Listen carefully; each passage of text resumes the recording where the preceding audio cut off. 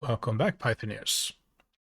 In this video, we will do a full demo and we will also add an additional step when we're processing our data so we can cover transforming. So you get a understanding of how a data flow might look. It's generally the same pattern used in many real data projects. You can already see here at the top, we always begin with importing a Pandas as PD. We load in the data into our data frame. But I want to show you this data workflow mindset. Now, it's not necessarily you'll become a data scientist, but it's good to understand that. So you can think of the different steps. We will have step one, we will load the raw data, which we actually did up here. So I'll put it there. Then we can think steps two. As you saw in the previous videos, we always inspect the data set first before we start doing anything. And if we detect anything, we might clean missing values or replace them. Or other optional approaches. It depends what our outcome is. And then for here, I think we will have our transforming step here. We will add a derived column. Something. What we mean by derived is that we could have created that from thin air or from the raw data. It didn't exist. So, like the example, say you had first name, last name, and you wanted a column for full name, and that's a derived column. It derives from first name and last name.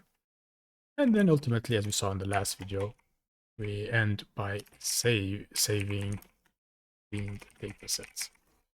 So this is how it will look. So back to the data workflow mindset. We've seen that it follows this path. The raw data, the inspect, the cleaning, the transforming, and then we save it. And I reiterate, I remind you, I always want you to keep this in mind because I want to teach you good practices. Never overwrite raw data. We want to have them separate. Not only does this make debugging easier, but it also makes working together much easier. Now let's look at the project structure. We have our main.py at the top. We have our old students. We don't have to think about them right now, but we have something new there. We see the quiz raw. What I want to do things differently. Show you the full picture. Let's say I create another folder. Nah, let's do it. Let's keep it simple. Don't want to overwhelm you. Okay, let's look at the quiz raw. So our headers: student, quiz 1, quiz 2. We have the names. Then we're supposed to have, I suppose, the total score for each row. But in the last one, we only had one missing value. Here we have 2. We have one in Bow at quiz 1, and for Leah, we have one in quiz 2. So we're going to need to be able to handle this. So let's go back to main py. So we saw the data, the raw one. And we noticed the missing values. So let's start by, first we have loaded the raw data. Then we need to inspect it so we can verify it, because as I said, now we see this easily because it's only, I think it was only a few rows, but imagine if you had thousands, you wouldn't be able to glance them all that easily. Data sets can grow and grow, you can have millions. So let's inspect it. And we saw from the last time that we can see first our columns. Let's do our columns. I left my formatted string, so I'll do this, columns. And then I want to create a list of those columns. So this is the list constructor. We can pass something in and we create a list so it becomes easier to see. And then I also want to find all the missing values. So missing before, and then we also want a string here, I think. And then we can just do this, and this might be a bit weird for you, but a new line. So I want it to be under. I think it'll be a lot easier to read, I think. Let's see. And then we do our curly braces, and then df is not, and then the chain sum. And then let's run it. So before we start cleaning, we need to inspect it and see how much errors we have. As I said, it could be thousands, millions. So we need to know. Let's be run.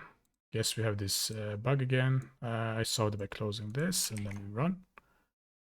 And then we have to wait. Good. So we see our columns, name, score, city, missing before. We saw our name, just one, score one. Seems... Oh, right, we still have students here. Let's do it right. Where's it all? Now I run it. Now, student, quiz 1, quiz 2. And now we see what we observed. Student 0, quiz 1, quiz 2, 1. Great. Perfect. Now we come to the next step. We need to clean the missing values. And we can do a similar approach like last time. We can use 0 as a default value for missing. It's a safe bet, so why not do it again? It's a simple example, and we remember we need to use that fill NA method that belongs to data frames.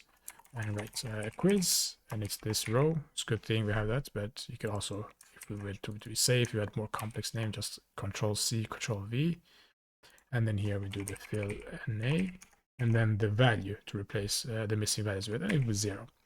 And now the big mistake, we need to store the results. We're not doing anything with it.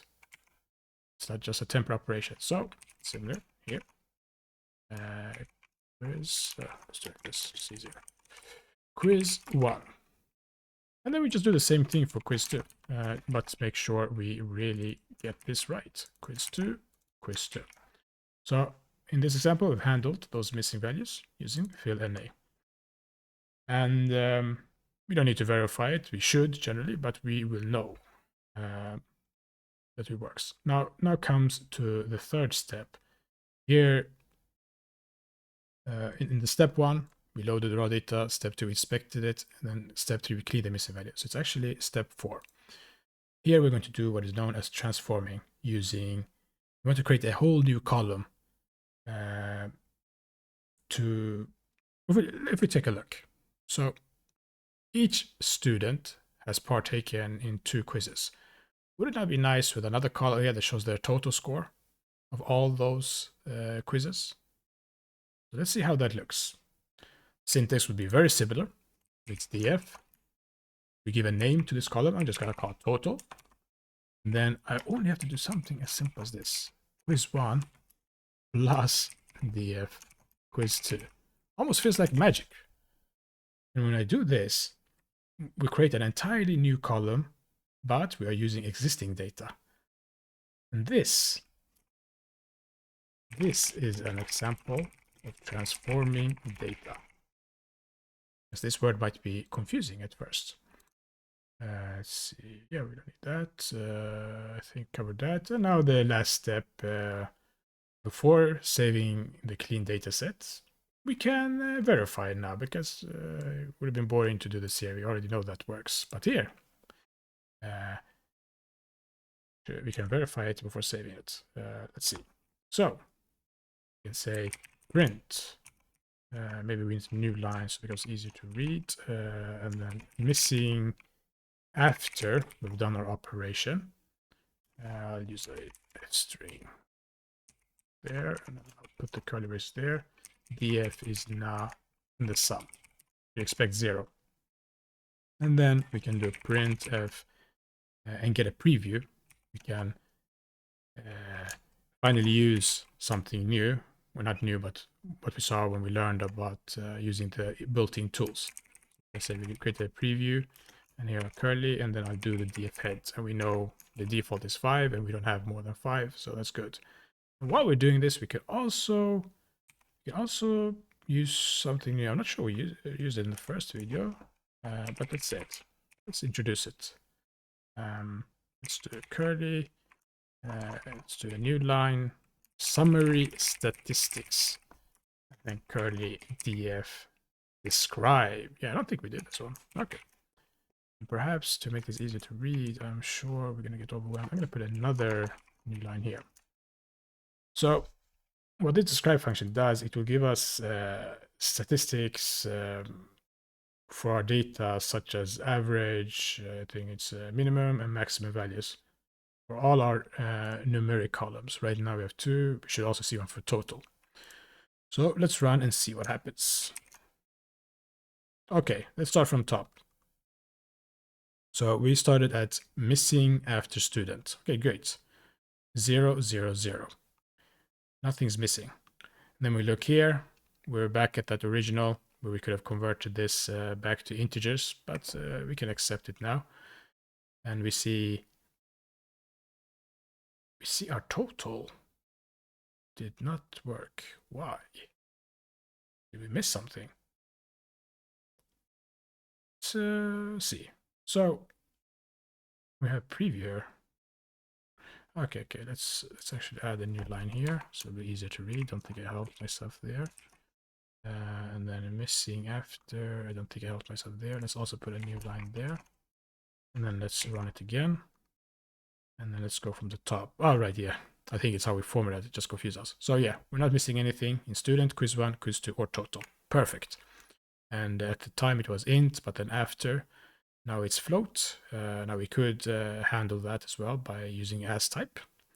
I can leave it for now.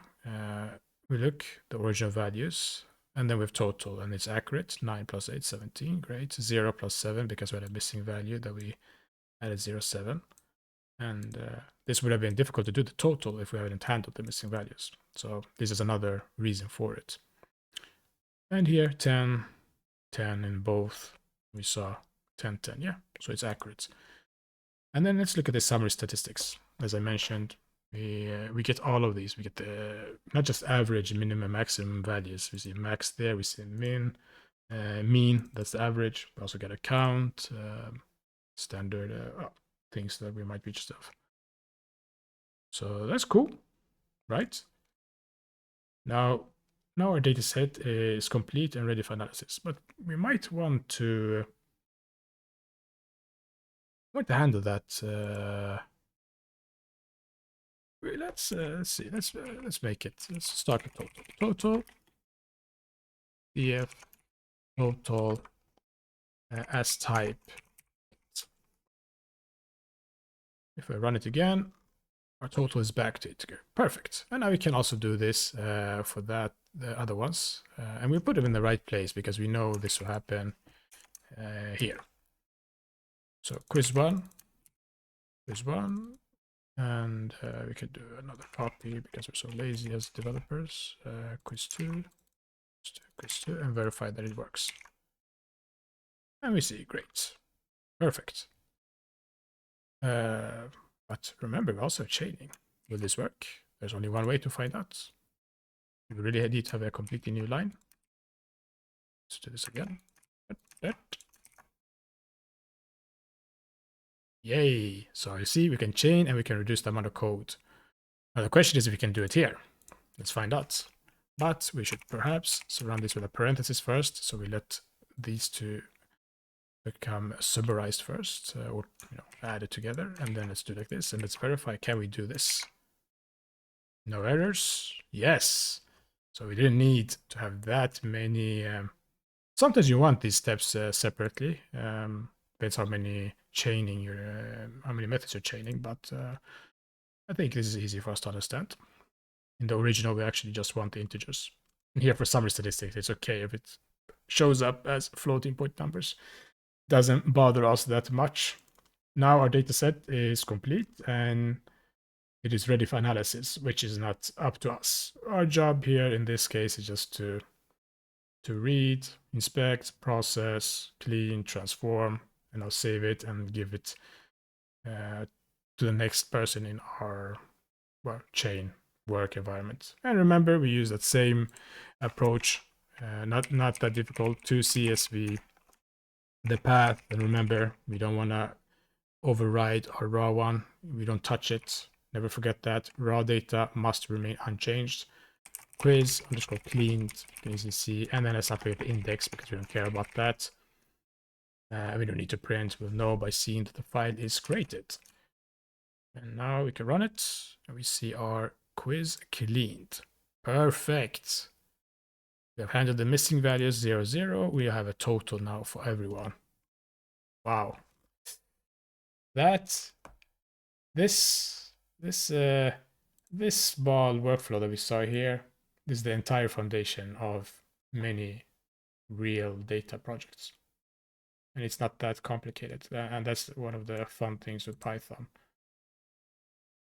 Now, if you had worked with Git, I suppose, but which you're often doing work, you might have done these steps. You might have done step 1, then you would have committed here, then you would have done inspecting, commit there, and then cleaning. And this is a simple one, but this might have taken longer time and in many steps. And once that's done, you would have committed, and then transforming, you commit to that, and then so you have a history. You can always move back when something you were doing here perhaps didn't work, or maybe here instead. Yeah. Guess to summarize this, I guess we can think of it like this. Even though this is a simple demo, most typical data workflows actually involve this kind of sequential structure. We load raw data, we clean it, we transform it, and we save a clean data set for analysis. All right. Until next time.